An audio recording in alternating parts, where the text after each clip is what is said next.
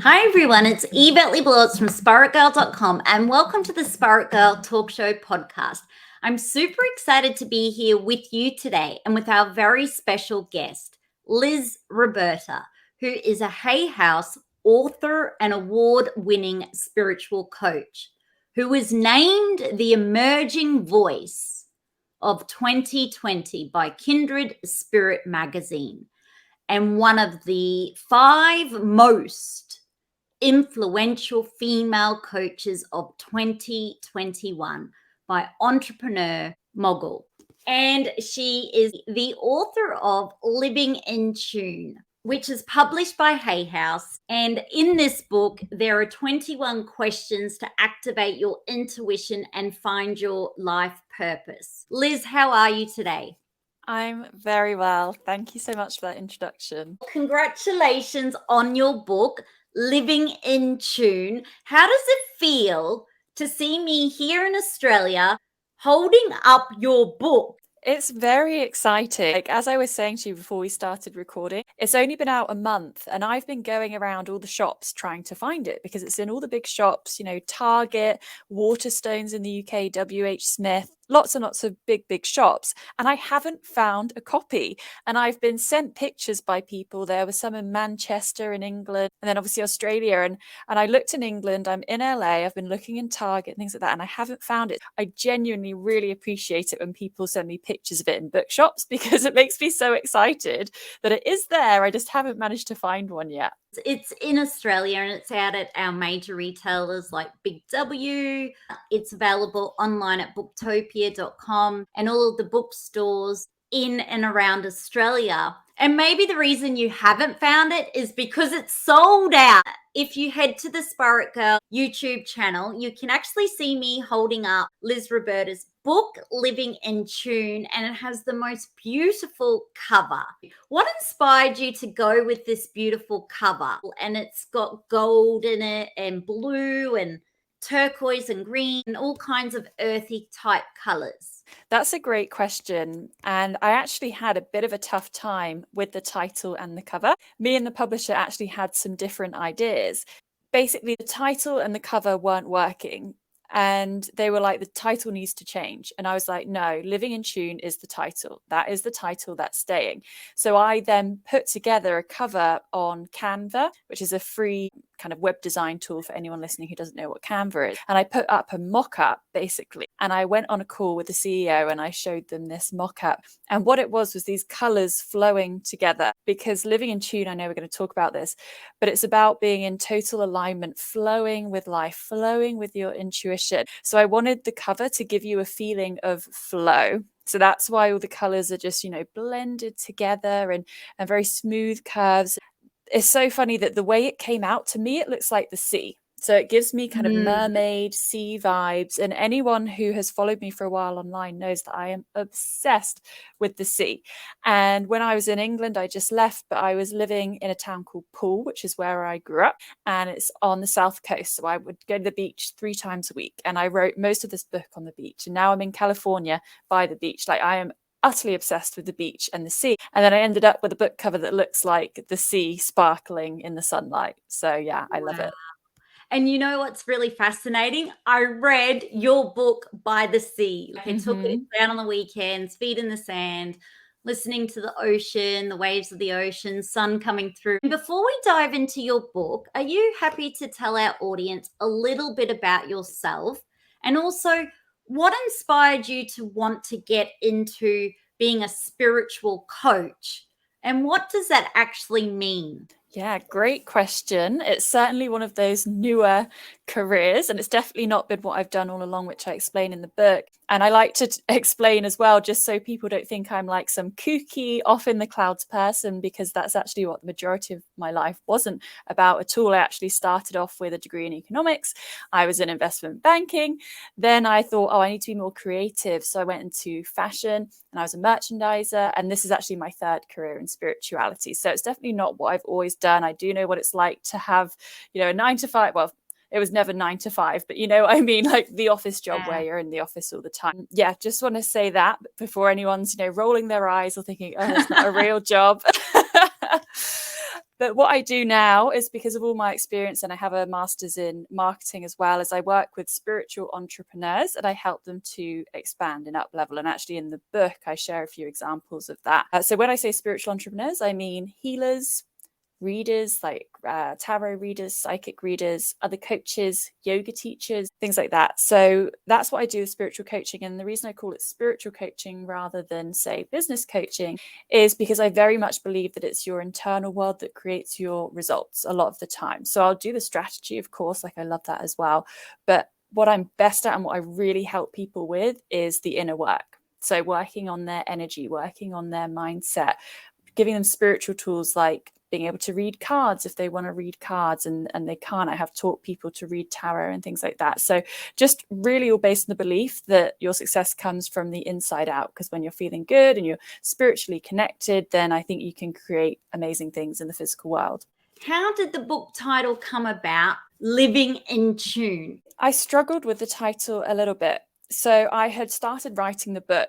Now that I'm talking about it, I actually can't remember what the old title was, but it had this other title and I'd started writing it. And, I was having a lot of meetings with the publisher, as you kind of do throughout the process. And they kept saying like, the title's not right. So I'd go away for a whole weekend. I'd be brainstorming. On Monday, I'd have a call and I'd have like 20 titles, and then they'd take it into the meeting and my commissioning editor would be like, no, they didn't like any of this. Honestly, it was an issue. The title was like this sticky thing. And I look back in my journal from 2020, I would try and manifest having the perfect title because it was not coming. Like it just was not happening. Eventually we got there. I was on a call with my commissioning editor and two people from marketing, including the head of marketing at the publisher.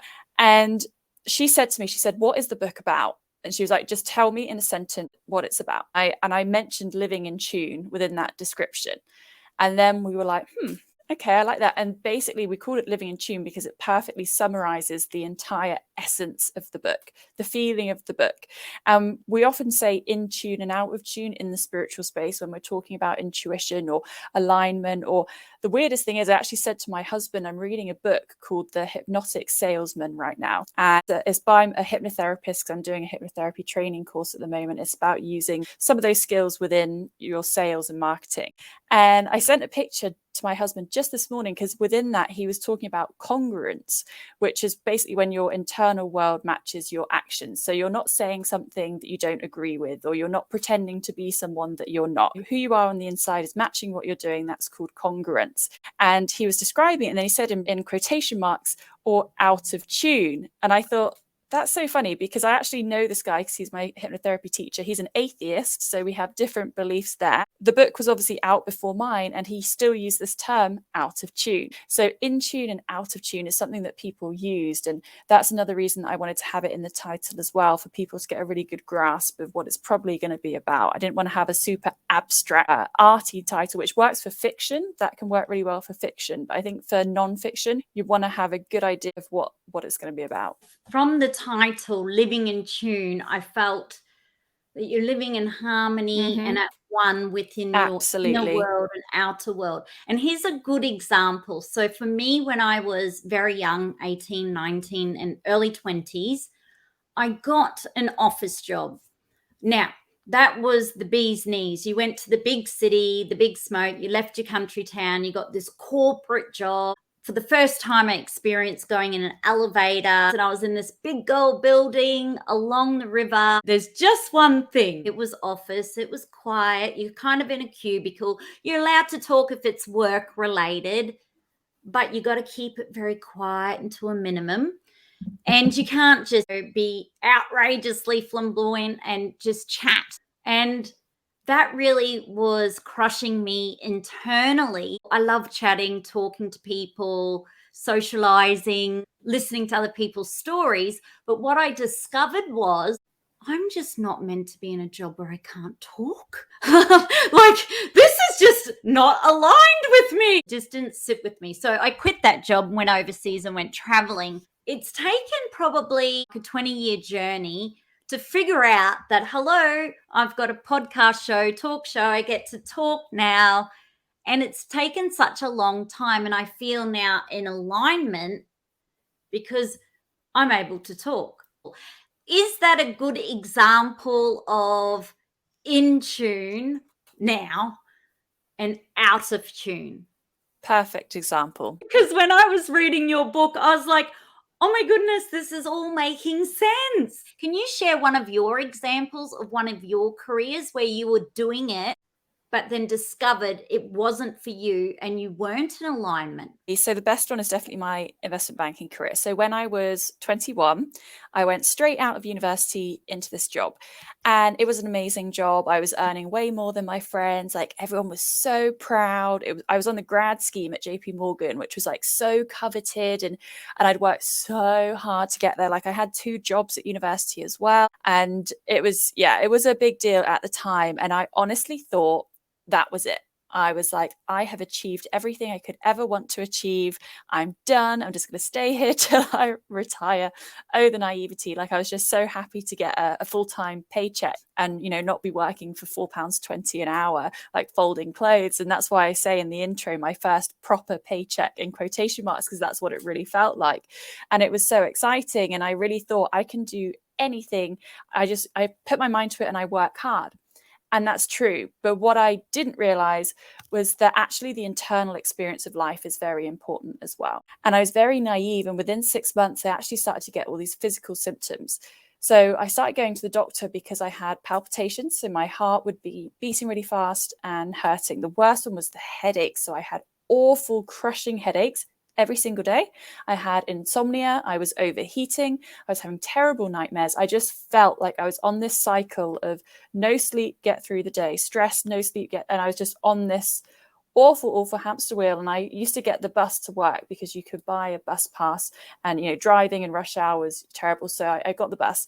And I remember sitting on it and I'd just look out the window at the dreary English weather, feeling awful, and I could barely think straight because the headaches were so terrible. And I was just like, this isn't it.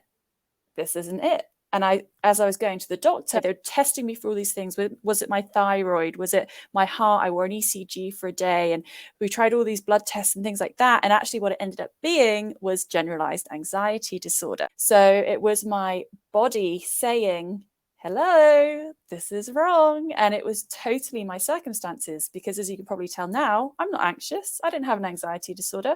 It's because of the situation that I was in. And we can get that with reactive anxiety, reactive depression, situational depression.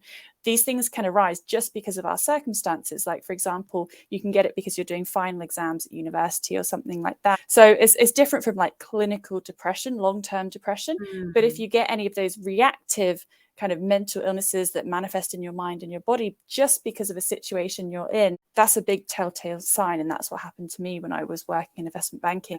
And of course, it was a gift looking back, because Western medicine basically said, okay, you can stay on these beta blockers, and it was called propranolol, and you just take them every day. And it wasn't a solution. I was like, what, take them every day forever? And like, generalized anxiety disorder doesn't just go away on its own. So like, coming out of the situation helps, but your body's in fight or flight all the time, basically. So that's what I was in. I had to somehow get down from there.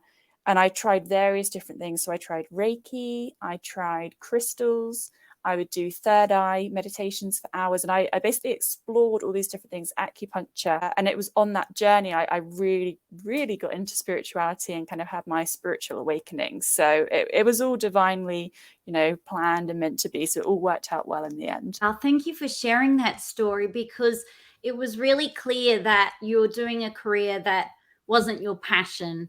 You thought it might be, but maybe the money and the social acceptance of that role seemed very lucrative. And oh my goodness, she's amazing. Look at what Liz is doing, and look where she works. And I used to live in London, and I know how big that financial sector is, and business and banking. And it's like, you were all perceived to be the holy grail of London. You all got put up on a pedestal.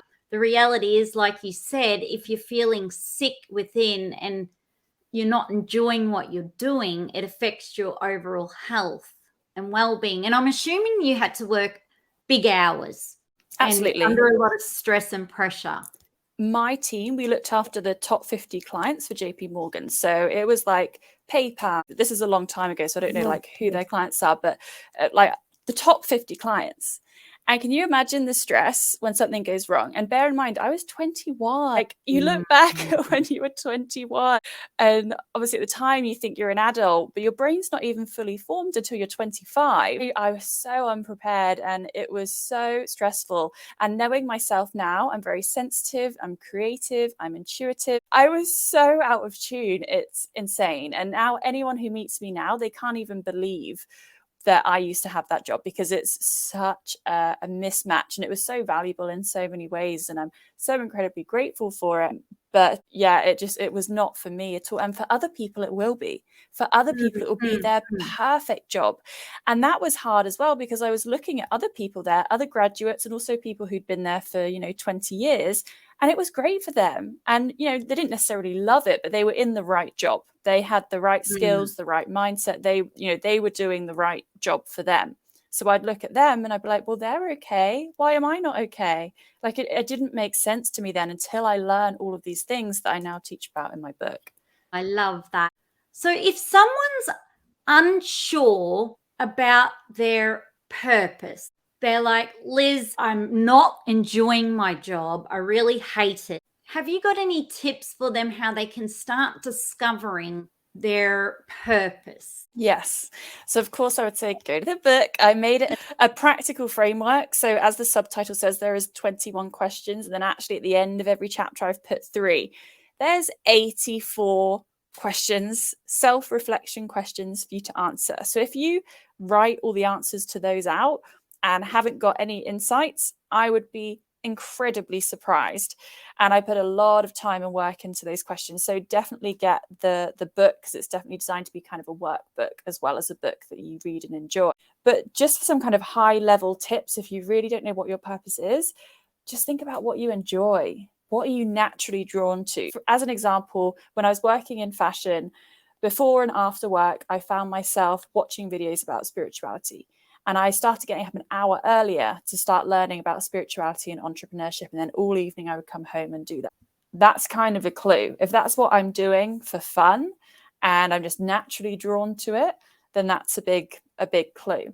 And also I say in the book as well that it's not all about your career. Like, we've obviously talked a lot about career today, but that's definitely not what living in tune is all about. That's only one part of your life. There's also friendships, love, health, mental health, your finances. Like, there's so many different aspects, the place you're living, the location. So it's not all about career. That's just one thing we've talked about today. But you can be totally out of tune in your friendships. Like, if you dread seeing your friends, or you come away feeling awful, or you have to kind of have a persona to fit into a certain group, you're totally out of tune with your friends. So it applies to all areas of life as well. And not everyone's purpose is about a certain career. I do think we're all meant to do different things. But for example, my mum has never been interested in career. I mean, obviously she's like mid-70s now, but career was never, ever important to her.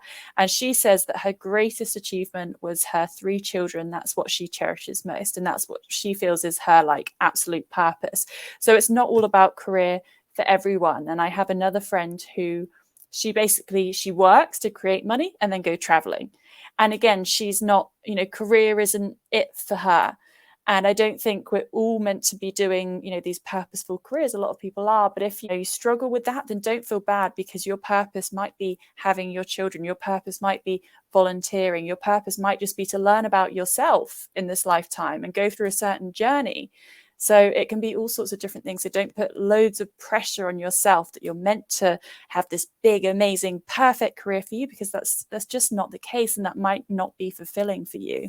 I love those words of wisdom. So what could be some signs if someone goes, okay, I've been doing something, I'm going to try and figure out, am I in tune? You mentioned for you, it came up as headaches, anxiety, insomnia. So obviously health, tuning into how we're feeling, emotions, bodily sensations, and just that gut feeling. Is that an important part of intuition? Definitely. And we always talk about the gut feeling. And for me, it's a feeling of dread. If I dread something, and you feel that in your gut most of the time, or doubt, if you're always doubting something, like for example, in love, this can come up if you're dating someone and you're always doubting, you're like, don't know. And, you pick up on little things that you don't like. If you're with the right person, you'll be like, oh my God, and it will click. But if you're always like, not sure, if you're like not sure, then that's a sign that it's not 100% right. And that's another thing I talk about in the book, 100% right, which sounds extreme, but I'm talking about the feeling. Click. Click is 100%. That is being totally in tune. And, we all know that feeling. It might be a friend that you meet and then you instantly just click, or, a person or whatever it may be. So I've got the list here. You're struggling to sleep well and having vivid dreams or nightmares. So throughout the day, you're fighting a constant urge to rest, nap, and sleep. So this is what I talked about when I was working in finance, and I was just on that hamster wheel, that cycle of not getting enough sleep, but I was so stressed that I couldn't sleep the next night, that kind of feeling. Physical signs of tension. Something feels off, but you don't know what it is. Confusion, so a lack of clarity, feeling unsure, uncertain, just never really being able to figure out what you're meant to be doing. You might feel detached, disorganized, all over the place, lonely, struggling to connect with other people, lethargic and unmotivated. We all know that feeling when you're unmotivated because you're doing something you don't really want to be doing. Or the task, cleaning at home, mowing the lawn. Yeah. Exercise. The wrong exercise. So I hated it at school. I was terrible. I always last in the races. So I had such genuine trauma about exercise. And then I found yoga in my 20s and I realized I've been doing the wrong exercise. You can be out of tune there as well. Yeah, wow. This is a good one. You might notice yourself feeling bitter about other people's happiness and jealous of their success when you know that you're a loving person deep down. So if you always find that you're jealous of other people and feeling bitter, but you're a nice person, but you're thinking these horrible thoughts, it's because you want what they have and actually you're out of tune in whatever that area is that you're jealous of. And you're anxious and unsure, struggling to appreciate and have gratitude for where you are right now. When intuition arises, is it through something you might see, a thought you might hear, some kind of sign? What does that look like? All of the above. So everything you just said was different types of intuition. So I talk about in the book internal and external intuition. So internal is your feelings. We talked about the gut feeling. When you have dread in your body, like you can have good and bad intuition. When you have a bad feeling about something, you can't explain it. You just have a bad feeling, or a bad feeling about someone. You meet your friend's boyfriend and you just don't like them. And then one day they cheat on her. So that's intuition, bad. You can have intuition, good. You have an amazing feeling about something, or you do an interview and you're like, I really feel like I've got it. And then you get it. That's good intuition. And actually, I don't know if you could see on the video, but I was holding my heart there, because when you have that, like, excited, that good intuition, you feel it in your heart a lot of the time. Butterflies, flutters, excitement. Wow. And then in your stomach, it'll often be the drop, the dread, the knot of anxiety. That is kind of internal intuition. External intuition, you talked about the signs. So it might be animals. And there's a great book called Animal Power by a woman called Alison Charles, and she's a shaman. And she wrote this book about what animals mean. So, for example, I just saw a lizard on my window earlier, and I was thinking about something. I can't remember what it was, but I was thinking, and then I saw the lizard. So I was like, ooh, that feels like it lined up there. So I went and had a look at what lizard meant. Or you might see repeating numbers, which we call angel numbers. So like 111. And of course, you start to tune into these more. Most people will go through their life and not notice these things around. But I do, again, mention them in the book because I have 21 exercises to help you to connect with your intuition. So I talk about what some of these things may be. White feathers is another one. For some people, it's rainbows. For some people, it's coins on the street. You might even use oracle cards or tarot cards. I mean, they're the easiest way to get external intuition, because you literally pull a card and it gives you a message. So there's so many different ways. But I think for me, the number one way is solitude and being on your own and not being distracted by everything that's going on around you.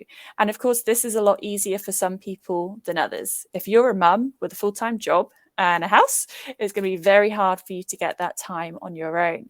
But whatever you can do, whether it's, in your car journey to work, don't put on the radio. Spend that 20, 30, 40 minutes being in that silence. Because often when we don't want to be in that silence, it's because there's something we don't want to face. There's something that we're hiding from. There's something we're distracting ourselves away from because we don't want to feel it. We don't want to see it. We don't want to acknowledge what's actually out of tune in our lives. Whereas when you're on your own, you have to face yourself and you can't get away. So I think that solitude is powerful for really confronting what you feel, what you want, and what you don't want in your life. And I found that meditation for me has really helped. And also the journaling and just being in nature. I developed intuition from a young age, but I was about 16 at the time, and I had this really bad gut feeling. You mentioned about this. I such a bad gut feeling. I felt sick, horrible. Anyway, my sister was going off in my family to a 21st party, and they said, "You coming?" And I said, "No, I'm not going." And they said, "Why?" I said, "I've just got a really bad gut feeling. Something bad is going to happen." And they said, "What do you mean? It's a 21st party. Come on, you can't." Because it's a family thing. And it was down the road. And I felt sick for a couple of hours. I knew they were all at the party. I felt so sick, really sick in the stomach. And sadly, that evening, my sister was involved in a car accident. And at the time, they hit a tree, and she ended up in intensive care on life support with a brain injury at the time, broken hip. It was so traumatic. I was actually early on the crash site, and another boy got really badly hurt. It was very traumatic. That was my biggest gut feeling of why I didn't want her to go or anyone to go. But at the time, I just said, I don't know what it is, but worst gut feeling. And my sister often says, "I wish I would have listened to you." And I said, "I know, but you didn't." And we have to make peace with that. But I think that's when I discovered a very powerful belief in intuition, because I've physically felt the symptoms. And then had I gone against that, like I would have been in that car too with her. But because I tuned in and went, "Nah, I'm not going," and everyone couldn't believe it. "You're not going to the 21st party?" "Nope." I think we kind of underestimate, don't we, our intuition and how powerful it can be when we tune in. Do you think that sometimes if we get stressed and anxious and overworked and busy, we can miss the signs, the intuition? Or do you feel we can also go against our intuition, where it's like we go against it because of what social standards might say you need to be or need to do? Absolutely. So first of all, what a powerful story. And I love that you shared that, because that just shows the power of intuition. How did you know that? How did you have that information? You know, who knows? Who knows? For me, I believe it's the universe and spirit. And I believe that we have, spirit guides and angels and things like that. But even without any of that belief, how did you have that feeling? Who knows? It's an invisible sense that we have before something happens. So that was such a powerful story. And what you just said is exactly the reason why I did the first chapter as power. So chapter 1 is power. And within it, I talk about how it's so important that you value yourself, that you see yourself as the main power and authority in your life, and that you see your intuition as powerful, because Western society does not see intuition as a thing. If I were to go into London and I was going to go to a dinner party and start talking to people about intuition, they would scoff, they would think I was ridiculous, and it wouldn't go down well at all. Because in a lot of Western culture, it's seen as silly. It's seen as absolutely ridiculous, away with the fairies. It's not science. This is why we're not trained to listen to our intuition. This is why we go against it. And this is why, if you had got in that car that night, you would have been in a car crash. And I know for me and for a lot of other spiritual people, we may have gone through those experiences of going against it. I used to go against it all the time, just for little things. But I look back, I'm like, wow, I pushed past it. Like I felt that bad feeling and I did it anyway. And then I got a terrible result. So, and it, went wrong for whatever reason. And I realized, oh, it's because I had the feeling and because no one had ever told me about it. When I was a teenager, I didn't know what intuition was. We had MySpace, like there was no Instagram, we had dial-up internet, like this information just wasn't as available as it is now. So we need to value it in our own lives. We really, really do, because when we ignore it, that's when we get out of tune. That's when we go off our life path.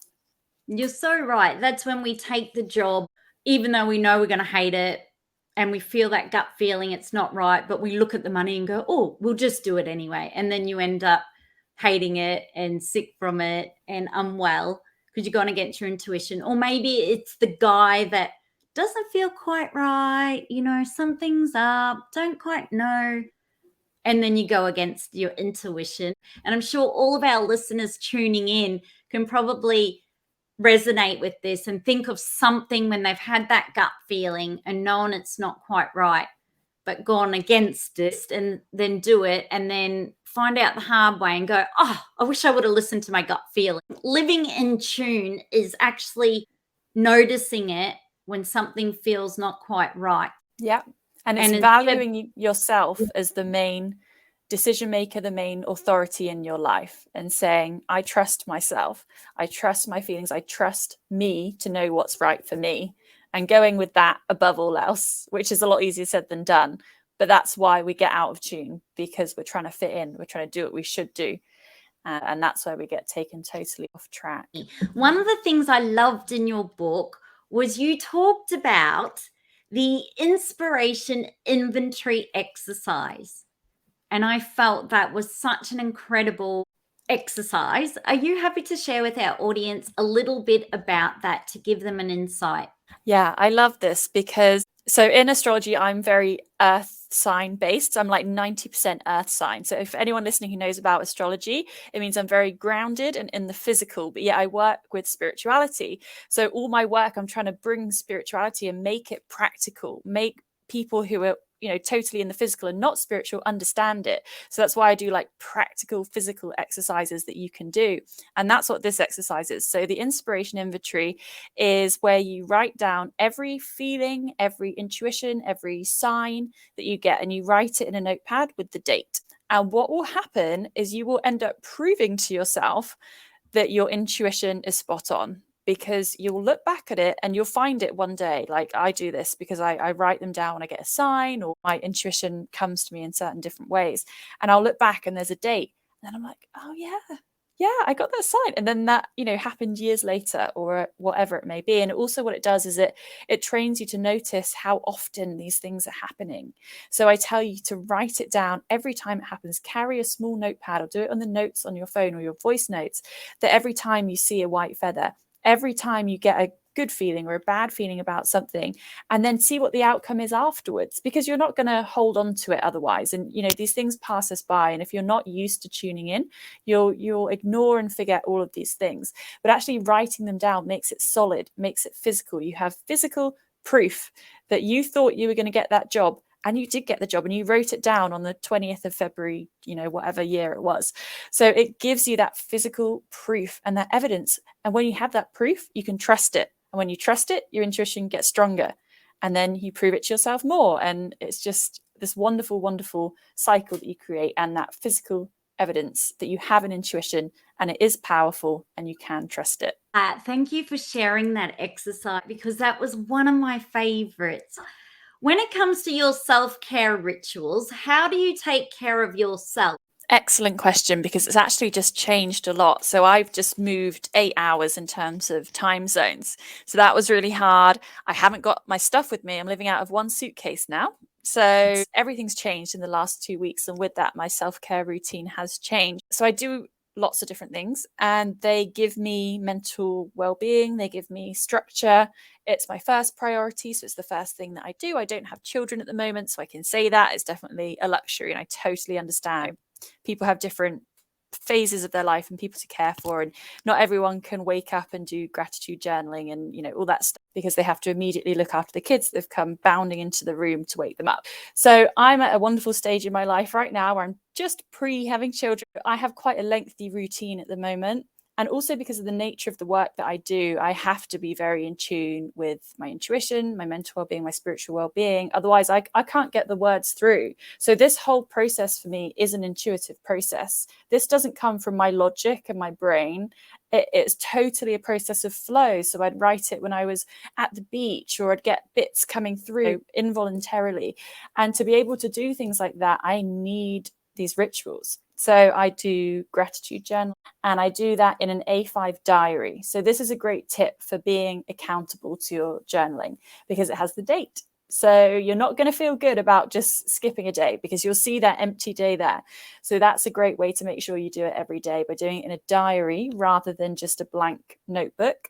So I love that. And I actually noticed a difference. So I think it was last year, I stopped doing it for like 6 months. And then I noticed I was like getting lower in mood. And I realized, I was like, I have been doing my gratitude journey for a few months. Like maybe this is why I'm feeling a little bit more low and a little bit more depressive. So yeah, I do that every day. Love it. I love feeling the gratitude as well. So I have a gratitude stone. So I hold it, feel the gratitude. It's not just about the words, it's about embodying the feeling. And it's harder some days than others. Like some days, someone's hacked your Spotify account and you have to spend an hour on customer service the first thing you wake up. You're not going to be in a good mood. It's hard to find things to be grateful for. You're going to be annoyed, but there's always something, and there's always things, and it stretches you to start thinking and looking for those things. So that's the first thing.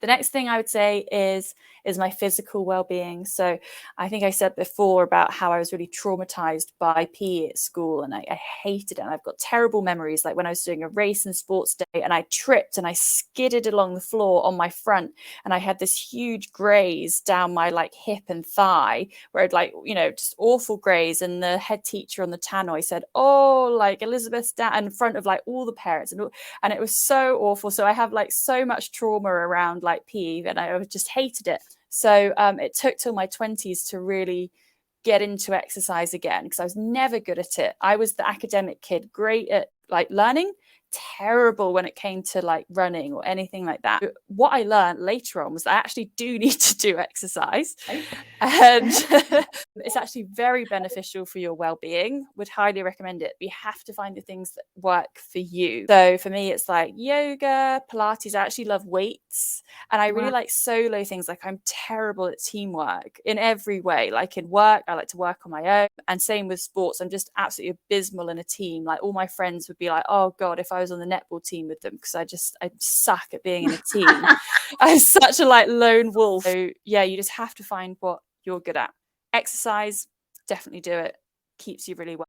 The third thing, because I like to do things in threes, I'd have to say for me it's oracle cards. So I pull an oracle card for myself every single morning, and I'm actually working on creating my own deck at the moment, a proposal for it. So I haven't got a deal for it, but I'm going to try and get a deal. I'm going to pitch so I can have my own card deck, because I think it will tie really nicely with the book as well, because it's about intuition. But I love that, because I shuffle, I set the intention that I want a message for the day ahead, and then I use a positive oracle card deck. So every message is a good message, not going to set me off in a bad tone in any way. And then I pull that message, and that helps me to feel connected and like I'm supported and guided. So I would say those three. There's others, but I don't want to be rambling on. So I'd pick those three as my top ones. I love that. Love the idea of the cards. If that comes out, let me know. In your book, you talk about helping spiritual businesses. So there's 3 pillars. So I do the physical, which is like the marketing, the strategy, the mental, so the mindset, and the spiritual. So I touched on earlier a bit about my past. So I actually did my master's degree in marketing. And then I also taught, I lectured, which I talk about in the book, on marketing to master's students. And I love business. I read business books all the time. And, I consume a lot of entrepreneurial content. So I definitely do help with the business side. But I think you need to have a firm foundation in all 3 of those areas to really thrive. And the best part of working on the spiritual piece is the guidance and the intuition. And a lot of people need that mirror sometimes, I think, someone else to bounce ideas off, so they realize what they're feeling with their intuition and what they may be ignoring. And of course, I'm very intuitive as well. I used to do tarot readings. Like I've done a lot of readings for people, and that's what my business actually started as, doing tarot reading. So I also use my intuition as well, and I'm like, No, I think it's this. I'm also a Reiki healer as well. So I do healing sessions within my coaching, and I'm now training to be a hypnotherapist as well. So it's very different, like depending on who it is. Some people I will help a lot with the business side. Other people, it will be pretty much all the spiritual and mindset side. So it really depends on the person. But yeah, those are the three main pillars. Before we say goodbye, what is your hope for your newfound book readers of Living in Tune? Great question. So my hope is always that people will feel activated. So that's why in the subtitle it says to activate your intuition. And what I mean by that is they feel expanded. They have a light bulb moment. Aha, that like zing, or they come away with some kind of new perspective. That to me is what activating means. Like an up level, seeing things in a new way, being a slightly different version of yourself in some way, like having a new viewpoint or a realization. That's what I want people to come away with, to see something differently and to feel expanded in some way, whether that's just awareness about their purpose or knowing what intuition is, understanding how to use their intuition.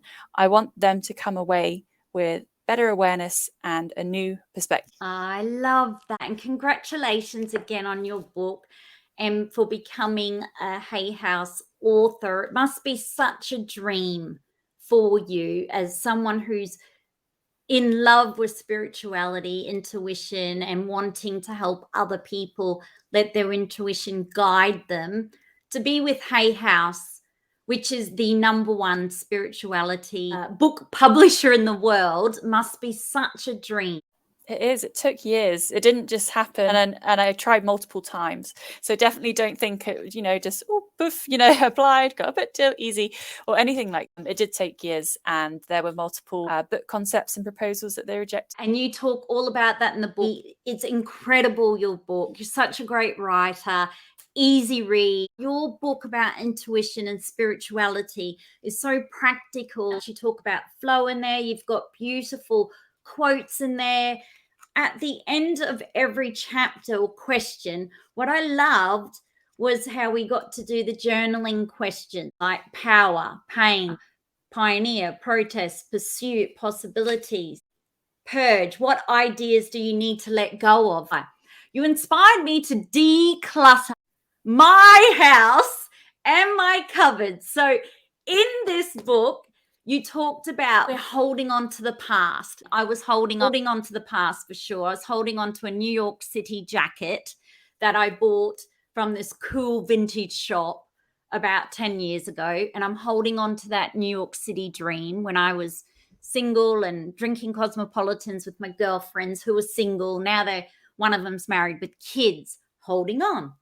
Then I was holding on to the past clothes when I was a size 10. And I can't fit size 10 anymore, but I was holding on to a younger, smaller size, a youngest version. I was holding on to so much stuff. I feel like I was maybe hoarding many different phases of my life. And then I'm going, nope, got to get rid of it. So I've started completely decluttering, getting rid of old past life stuff that, by the way, I hadn't worn any of those clothes probably for 2 years, 3 years, 10 years. Do you find you have done that in your life? Held on to a product or an item you bought because it reminds you of that time in your life? Totally. Which obviously was still reminding me of the past. Can that absolutely happen where we hold on to something, we're not willing to let go of it, but we've just got to accept, as an example for me, I've got to accept 44 years of age, highly unlikely I'm going to be a size 8 or 10 that I was 10 years ago. I'm aging. I've got to come to terms with aging and hormones and putting on that bit of extra weight because metabolism slows. I've got to accept I'm aging. It's confronting. I wanted to hold on to the 20-year-old, 30-year-old clothes. Have you had that in your life, Liz? Absolutely. And I talk about it in the book. Again, I talk about my big decluttering. And for me, funny we're having this conversation now that I'm in California. But for me, I always had the dream of being in California. I had a palm tree tattooed on the Hollywood Strip a few years ago with my best friend on an amazing trip. And it was always such a goal for me that didn't seem possible in any way for years. But what I realized was if someone came up to me and somehow was able to offer me a green card and say, look, you can go to California tomorrow, I realized I'd have to say no because I had so much stuff that there was no quick way of going. So we had a 4-bedroom house, and I also had a cupboard, which if anyone watches Friends, and I'm an absolute Friends nutter, I know every word of every episode. There's an episode with Monica's secret cupboard, and she has this cupboard in her flat where she opens the door and it's like falling out, just craziness. And I had that cupboard at my mum's house. And I just had so much stuff. And that was stuff from my like teenage years and childhood. And then the stuff in my house, we actually had a junk room. We called it the junk room because it was just stuff that we just put in there, like, football boots or, old technology that had broken. And I can resonate with that. And so I had all this stuff. I realized, okay, well, my dream is that, and it physically can't happen because of the stuff. And it was such a long process because I'm like super eco-conscious and I have such environmental guilt about things. So I wanted everything to be recycled, which was such an adventure because I was giving it away on Facebook Marketplace, Gumtree. I tried to recycle like a duvet and pillows, but you can't recycle them. So I had to drive 45 minutes to a dog shelter that would accept them for bedding. And it was so interesting. And I look back and I like it. It was this fun journey of trying to figure out, right, every single thing that I get rid of, how can I give it a home? Because I didn't want to put anything in landfill because I just felt awful about that. It was a long adventure. I think it probably took me about a year. And we actually downsized to a flat in a better place because I didn't want to be in a city anymore. So we moved to Glastonbury in England. Anyone who's familiar with that, it's like a spiritual town, into this small little apartment, which is what I wanted. I wanted that. I didn't want the stuff. I didn't want the big house that I bought in my 20s. Like, I didn't want it. So I had to get rid of all the stuff. And decluttering is something that resonates with a lot of people because a lot of people have that problem, especially I noticed the older generations. Like someone said to me once that the older generations didn't get the memo on minimalism. And it's so true because it's like a lost concept on like my parents' kind of generation where it was all about, get the stuff, get the house. And I think that kind of younger generations maybe prioritize travel a little bit more and that freedom. That's obviously a massive generalization. It's powerful and it's hard. The reason we don't declutter is because it's hard. We know it's a big job and it's emotionally draining. When you find that letter from a dead relative or maybe an old boyfriend and you find these old things, it can be hard. It can be really hard. And that's why we don't do it. That's why we leave it. I love that you decluttered, and I love that you included that in the book, and I love that it did definitely activate me because I was like, right, book down. Okay, I've got to get into that cupboard. My cupboard was like Monica's cupboard, like, ooh. But your book does activate you, and the 21 questions to activate your intuition and find your life purpose are incredible. Before we say goodbye, how can we stay in touch with you after this podcast show? And so my website is just lizroberta.com. That has all of my programs and you can just access everything from my website. But the place I'm most active is Instagram. So my Instagram is at I am Liz Roberta. Robert with an A on the end, and I'm on there all the time. Like that's my main platform. On other things as well. Facebook, I've got a podcast, I've got a blog with over like 120 blogs on my website, all free. But yeah, Instagram and my website are the main ones, I would say. Wonderful. Well, thank you again, Liz Roberta. It's been an absolute honor, pleasure speaking to you. I really, really loved reading your book. I recommend it to everybody who's tuning in. It's such a feel-good book, but really the way you speak to us is like one-on-one. I felt that deeply. And I felt like it was a spiritual coaching session and all about me, by the way, as the reader. But it really helped me even get into some areas that I probably didn't even know I needed to. But by the prompting questions, that helped. And I also learned so much about you. So thank you again for going to all of the effort to write the book and to Hay House also.